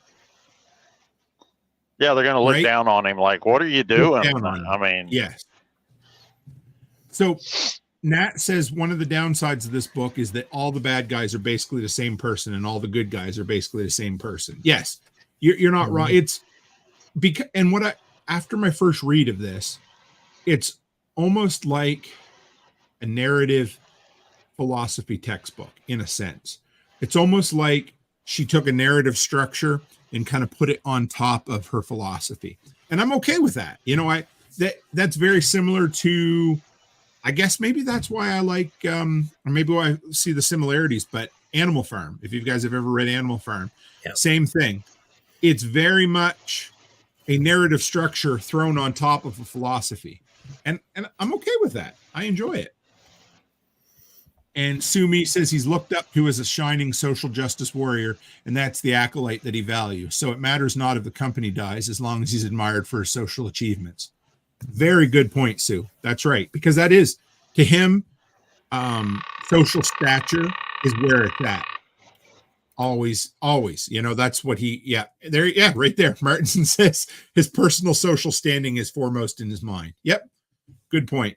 But what he doesn't realize is that if the train line went away tomorrow, most of his social standing would collapse because they're just using him, right? All right. So this chapter ends in another one of those little world building stories that I love. Just these little tiny, and there's breadcrumbs in this too. But Dagny goes outside, and once again, in a nod to, 1950s cinema, she has an interaction with a newspaper stand guy or a cigarette stand guy. But before she says anything, you find out that he used to own a cigarette factory, but it went out of business. Again, constant, the narrative, right? Used to own a factory. He now collects cigarettes. And I just love it. I don't know. I'm a sucker for good dialogue, but I love how him and her just interact. She shows up and she's like, hey, any new specimens for your collection? He's like, nah, there's no new cigarettes being made. And then they go into this little talk of how you can tell where a person's from by the cigarettes that they smoke. And I just love this little interaction. It could happen. It doesn't, it could happen at a diner or a coffee shop, but this just happens to be a cigarette stand and there's never a throwaway line, because cigarettes play, as we know, a very big part to the narrative of the story as things goes on. And Nat says that's a good way to put it. She puts words to the results of terrible ideologies. It's not good literature, but it's a great book. Yes, absolutely. That's what it is. And okay, so I shared 5 questions. Now, you guys don't have to answer all these questions, but I picked 5 questions that I shared in this. So anybody, I should mention this, anybody who's new here tonight, we have a Telegram group where we discuss the books. It's kind of the book club version of this. And so if you'd like to join, let me know, and I'll share the link after for everybody if anybody wants to. But so I shared 5 questions in there. let's start with this one. And if you don't have an answer, it's okay. I found a few for most of them, but Durango Line, where a company came in and offered a service or a product to an underserved area, or with better service that excelled over existing competition. Any, do you have any examples of that in modern times, Nate? The only thing that popped into my mind, and this may be what you're looking for, but so you and I both live under assault weapon bans. Right. Yes, we do. Funny Okay. how we went there. Yeah. So yes, I live in Illinois. For those that don't know, we live just outside Chicago. We're 65 miles from the city, out in the middle of nowhere. And we have a current assault weapons ban that takes effect January 1st with registration, the whole 9 yards. But you don't have to register bolt action. So there's a company that makes a bolt action conversion for an AR-15. Cali Key. Yes, sir. So that's my small little example, but I don't know if it's what you're looking for. No, that'll work. I like, and we're going to talk about disruptor companies a little further down as well. But it's funny, Nat and I both, my example was Netflix as well. And it was a company who seen an upcoming, so they looked and they said, hey, Blockbuster, you're stupid. People aren't going to be going to the store to rent movies anymore. We see all of this oil coming. In other words, we see the fact that people are going to want DVDs through the mail, and eventually they're going to want streaming services. And so they start building this infrastructure early on, and for many years we're very successful with it. You know, that idea may, you know, they may or may not be seen as successful today, but they definitely did that. What about Uber? Yep, Uber's another one. Uber's one. All right, let me play some devil's advocate with Netflix. Sure. Okay, or actually all of these streaming services. Whenever you hit the season that the movie that you want to watch, like Polar Express during the Christmas season, or Hocus Pocus during Halloween, they're always up for rent. They're never on the streaming service that you've been paying for 11 months of the year that movie sits there. Right. It's funny. Barrett, my brother-in-law, and I just had that exact conversation when we were walking through the West Edmonton Mall. We were talking about Lampoon's Christmas Vacation and how we have to rent it every year. And I thought, you know, I wonder if seasonal movies I wonder if they don't tend to license them out to streaming services because they know that their window to be watched is very small. So they figure we better make our money, because nobody rents Lampoon's Christmas Vacation in May. You know what I mean? Like it's, yeah. So I don't know. Interesting. Well, and Die Hard this time of year, you know, because of being a Christmas movie. Well, here's the thing. I watch Die Hard year round. So I don't know. or Lethal Weapon. There's another good Christmas movie. Yes. Byron Roberts says Netflix made their money at the start. Yes, they did. And here's an interesting quick little side note about companies, two that I think of right now, Uber and Spotify, both, you know, disruptors in the economy, and neither are really making any money yet. So they've been kind of artificially propped up with, you know, either existing capital or venture capital investors. Well, so Spotify's making some kind of money if they're paying Rogan's bill. Yeah. Oh, buddy, I'm telling you right now, I think, anyway, they love to pay. They love to give him the money, but I almost think they might be. I watched the whole thing on it the other day and how they went big into podcasting, and it hasn't paid off at all. Yeah. And also, they are stuck in one of the worst contracts you will ever see, where they make almost nothing compared to the money they give out to the companies. It's it's really neat. And yeah, so okay. And I guess you know what? The next one I had was Reardon Steel is a true market disruptor. And then I said, any examples of a product or service like Reardon Steel that people were scared to take a chance on or did everything in their power to undermine it? Now, my example of this one was Kodak. They saw digital cameras coming around the bend. They knew that it was going to be the next big thing. But they had this entire infrastructure built around developing film. So right at the end of the 90s, early 2000s, they said, nope, not going to do it. And they decided to introduce a new type of film. Not just a new type of film, but a new type of processing or developing that they forced on all Kodak branded developers. It was one of the most asinine things to see in retrospect, but at the time they decided to double down on traditional technology, even though all the signs were pointing toward digital being the way to go. I just don't understand at all.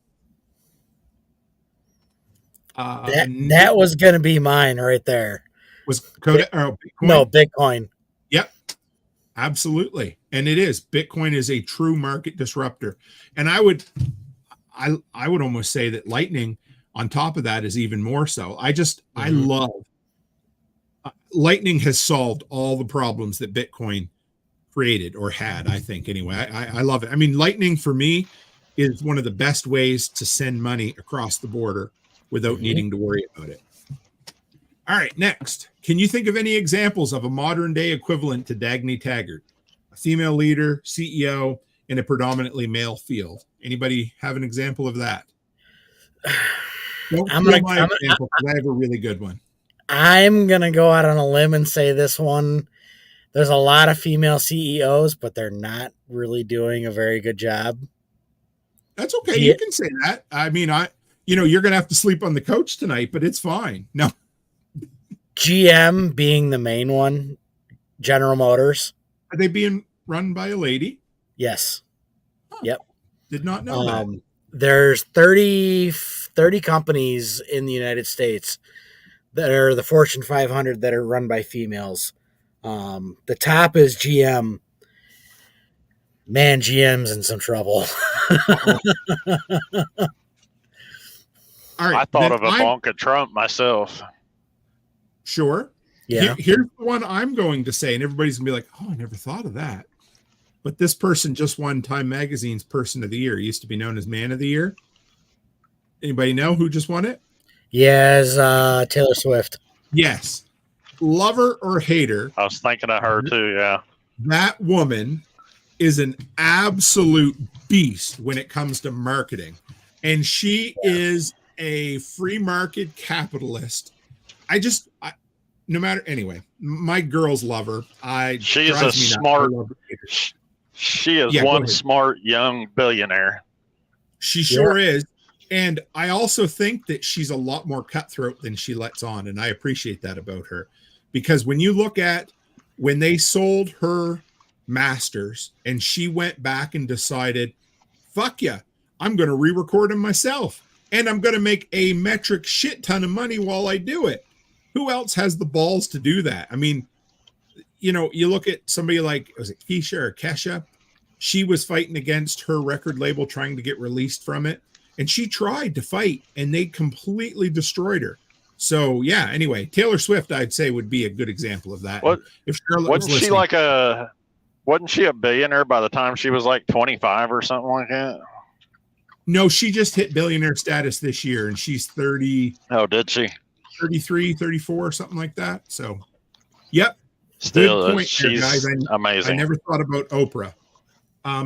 Another one, Reese Witherspoon right now.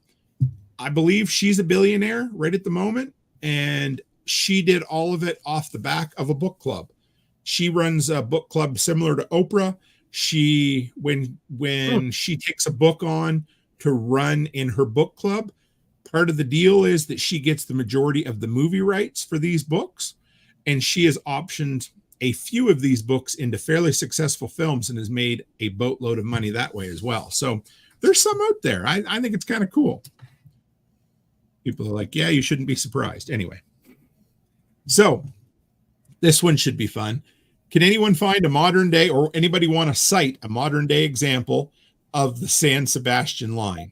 And I put, i.e., a feel-good government make-work project designed to pad the pockets of those who are involved. John, you want to go first? I don't know. I don't want to get him in trouble by talking about any, pokey stuff. I'm going to talk about guns. So here, let me go first. So in Canada, a little less than 20 years ago, the Liberals, who would be your guys' Democrats, started a gun registry where all long guns, no matter what they were, needed to be registered. And it turned into one of the biggest boondoggles in Canadian history. It ended up costing over $2 billion, did literally nothing for public safety, and was eventually done away with by the Conservative government.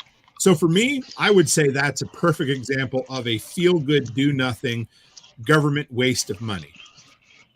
So gunfighter, go ahead. That whole thing, when you start talking about like gun laws and stuff, like I have literally never been able to wrap my head around how they think that they can pass laws to keep people who don't obey laws from doing stuff that's against the law. That's literally the theme of this book, though, guys, is a whole bunch of people who try to continuously pass laws to get things to happen that are never going to happen. You know, that's just what that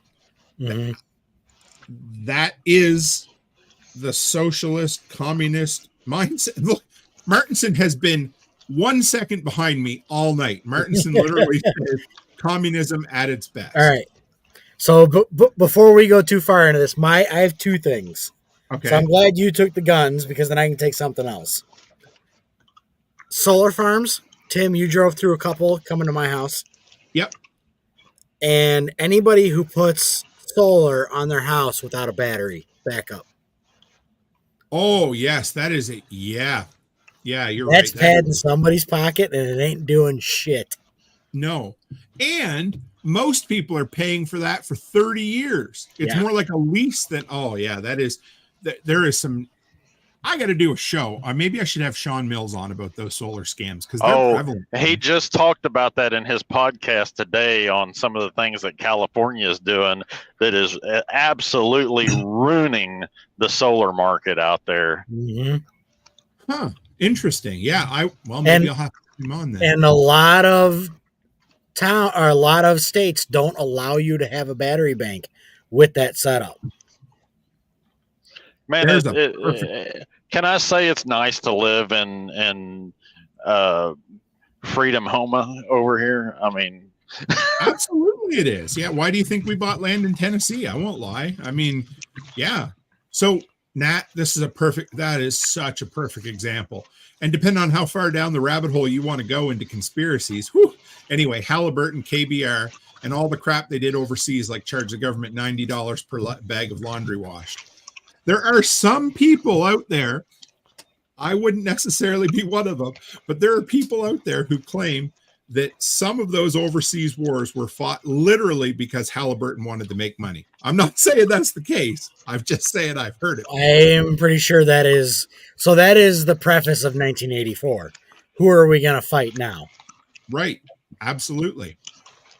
And the other thing is, that is I want to say conservative. What do you guys, Republican? That was a Republican thing when it came down to those wars that were fought post 9/11. That was George Bush and Dick Cheney, right? Yep. Is that who? Yeah. So anyway. Yeah, but you have to remember, I remember getting into a fight with a Democrat a couple of years ago. Republicans do nothing but start wars. World War II. Yeah, I know. The Vietnam War. All right. Last question for the evening, boys. And this one's a little bit tougher, but may not be too hard. Quite often, the conversation in Atlas Shrugged is very similar to modern day political doublespeak. Or, something's been around forever. Anybody want to cite any examples of some of our favorite politicians who love to use political doublespeak? Or take credit for other people's stuff? Is that a good one? Sure. For me, when I hear this, I think the politicians that do this for hours, and for those on the audio, I'm moving my hands like a puppet. They talk all day long and don't say anything. So our senator for the state level is the same as Rockford's. And he's a Republican. And he was here all over social media talking about opening up the Belvedere car plant for battery EVs. Okay. That was part of the union agreement that the UAW and Biden wanted, but he took credit for it. That's a good politician right there. So I'm going to say Chrystia Freeland, and you guys aren't going to necessarily know who she is, but I'm going to guess Chris Dixon and the Starks are going to know. She is the financial minister for Martinson might know as well, but she's the finance minister for the ruling Liberal Party right now. And whenever she's interviewed, she's very similar to Biden's press secretary. When they ask, useless twit. Yeah. They'll say, how do you explain things are bad? And she'll be like, oh, things aren't bad.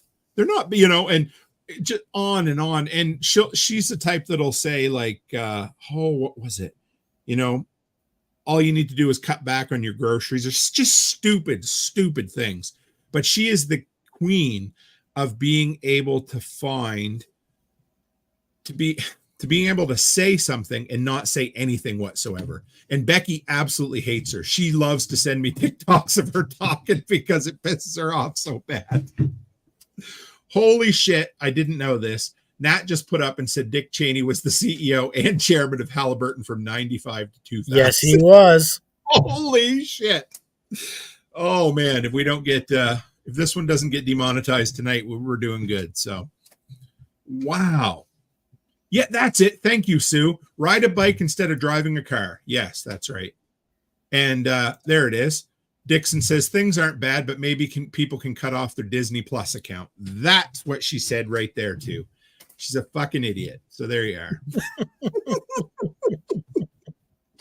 Oh, man, this was a good one, guys. I think we topped out at 15, which has got to be a record for book clubs, because usually the book clubs, we get a little smaller audience, but I knew that Atlas Shrugged was going to be a good one tonight. And Sue me, I don't know who you are, but you must be a Canadian, because if you know Chrystia Freeland, you must be a Canadian. It's good to have you. And I think she just joined the book club Telegram group as well. So next month, go ahead, John. I was just going to ask if either one of y'all read the book This Perfect Day by Ira Levin. No, Ira is a Canadian, isn't he?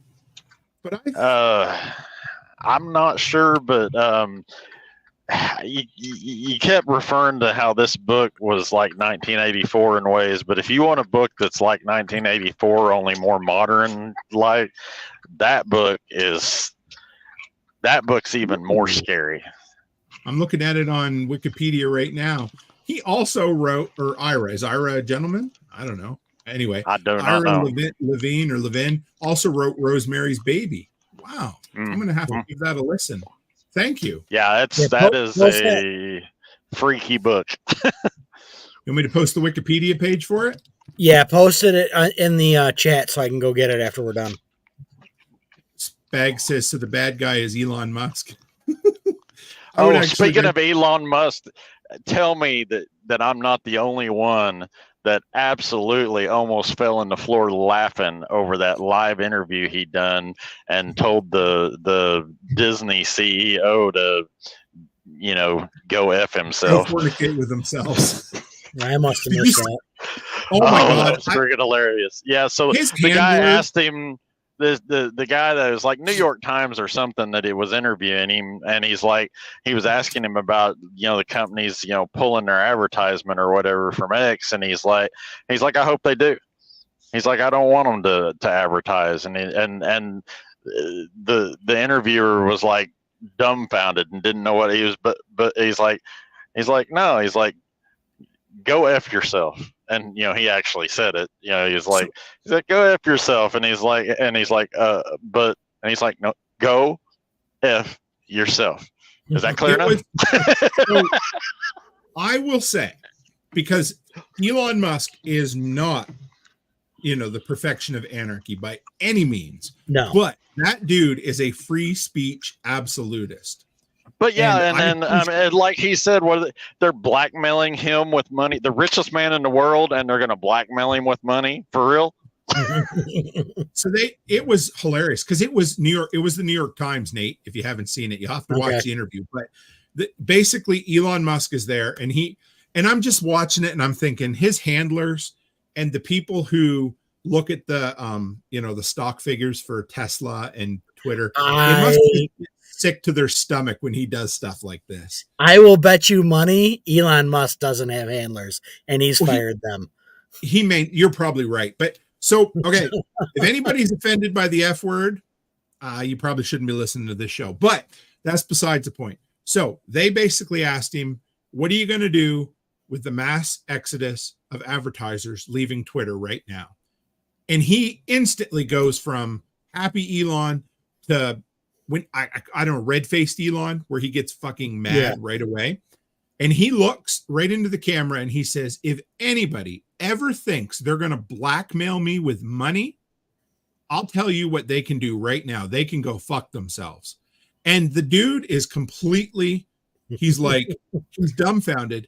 And Elon's like, basically, in case you didn't just hear me, you and all the other ones who have left can go fuck themselves. And he was so proud of himself. And I was like, dude. Yeah, he says, hi, Bob.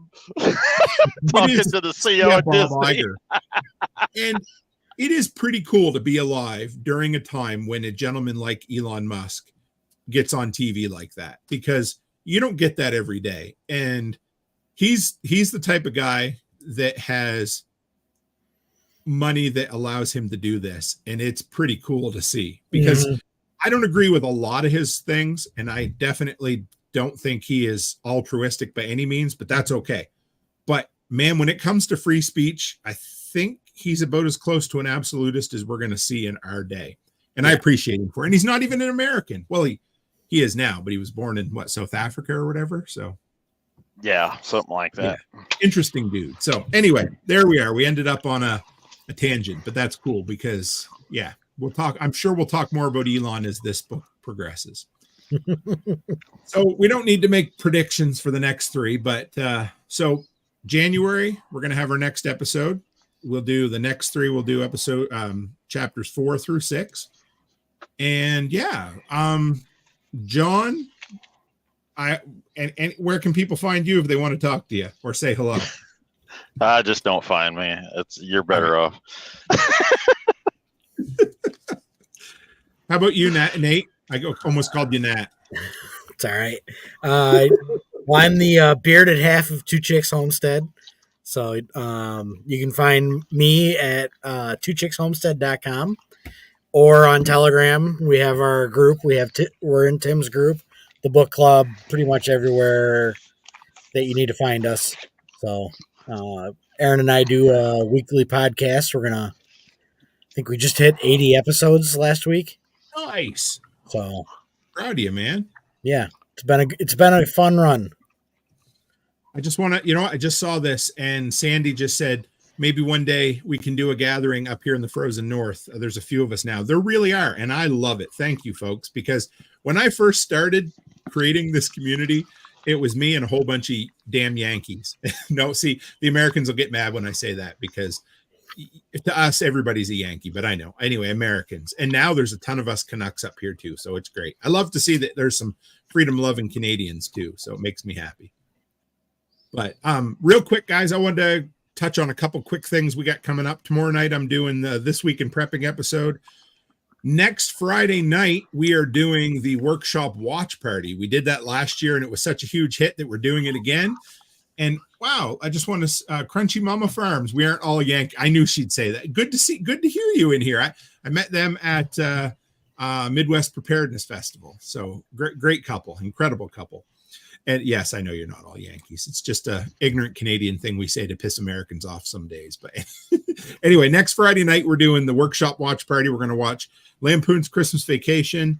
If you want the super secret invite, you got to join the Telegram group, because it's not going to be on YouTube, as you can imagine. What else do we have coming up? Christmas Eve, we're going to have our annual Christmas special, but this year it's going to be different. It is the King of the Hill Y2K episode. but we have everybody. It's going to be awesome. We've got a whole bunch of delinquents from the workshop who are going to do voices, and it's going to be fun. Last year I did it all, and it was okay. And then finally, I don't know if I've announced this yet, but we're going to do Workshop Talk Radio again for New Year's Eve, New Year's Day, like we did last year, Nate. Remember that? Yep. So I'm officially looking for content. People, whatever you've got. But if you want to give me a full episode or a half an episode, whatever it is, we're basically going to do 2 12-hour just live streams of everybody's content in the community, anybody who wants to be involved. And I may get on and do some live commentating, but what it is I called it the soundtrack to ringing in the new year. And basically we're just going to have it playing. People will jump in and out of the live chat, and it'll just be a celebration of all things content from the workshop. So it'll be a lot of fun. But with that, folks, we appreciate you. We just hit the 2-hour mark. For anybody who listens to these episodes, thank you. We love doing them, and I apologize that they go so long, but man, they're a lot of fun. So as always, stay happy, stay healthy, and have a great week.